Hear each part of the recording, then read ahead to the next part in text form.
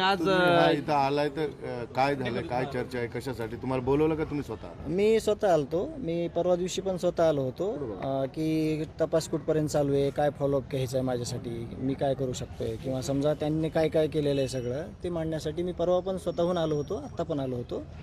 मला कोणीही बोलवलं नाही किंवा काही नाही. माझ्या जे काही रिक्वायरमेंट आहेत तपासण्यामध्ये मला असं वाटू नाही की मला ही माहिती नाही, त्यासाठी मी आलो होतो स्वतःहून आणि फॉलोअप घेतोय मी की कुठपर्यंत काम आलं आहे. अधिकारी पूर्ण सहकार्य करतायत, तुम्हाला माहिती देत आहे? पूर्ण काम चालू आहे चांगल्या पद्धतीनं. पण आमचं पण काम आहे बघणं बाबा थोडं. काल सीआयडीनं कोर्टामध्ये एक दावा केला की खंडणी प्रकरणात वाल्मीकरण यांना जरी अटक करण्यात आलेली असली तरी मात्र संतोष देशमुख हत्या प्रकरणात सुद्धा ही दोन्ही प्रकरणं एकमेकाशी जोडलेली आहेत आणि त्यांचा सहभाग आम्हाला तपासायचा आहे.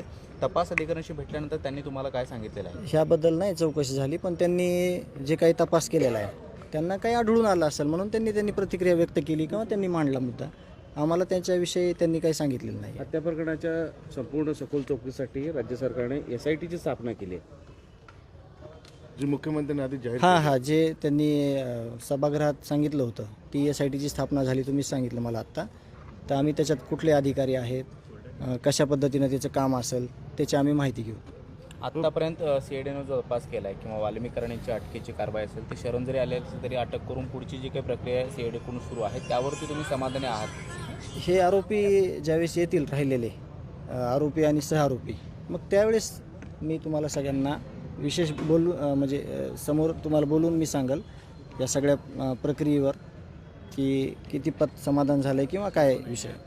15 दिवसाची कोठडी मागितली, पूर्ण 15 दिवसाची कोठडी दिली गेली, असं फार कमी केसेसमध्ये होतं.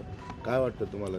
जे तपास चालू आहे CID मार्फत सगळ्या डिपार्टमेंट मार्फत ते त्यांच्या तपासात त्यांनी जे म्हणजे विटनेस असतील काही किंवा सगळे